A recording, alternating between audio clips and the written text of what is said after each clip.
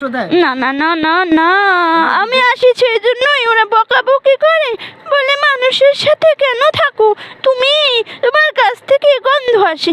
আমি ওর কাছে তো আসি না, দূর থেকে ওকে ডিস্টার্ব করি, সেজন্যই বলে আমার কাছ থেকে নাকি ওরা গন্ধ পায় মানুষের।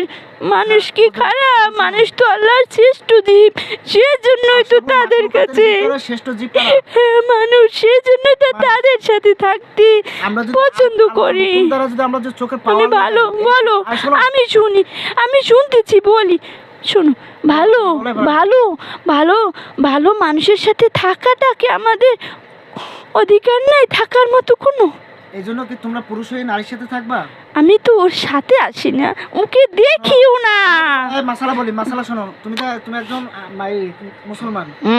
কোন নারী দিকে যদি কেউ দৃষ্টি এটা ধরো না, ধরো না, ধরো না, আমি কি বলি শোনো, এদিক তাকাও, এদিক তাকাও, আমার দিক তাকাও, চোখ বন্ধ করো, চোখ বন্ধ করো, কারণ পুরুষ না দেখে না, দেখে ওকে দেখে আমারে। হ্যাঁ কে দেখে? বলছি নারী তো কোনো পুরুষ দেখে না, দেখে না, তুমি এদিক তাকাইছ কেন? আমি তাকিয়েছি, আমার আমার অন্তর চক্ষু দিয়ে আমার রুগী তাকায়নি। ও তো আমি বলি শোনো, ওর অন্তর সবসময় বন্ধ থাকে। হ্যাঁ তুমি একজন মুসলমান।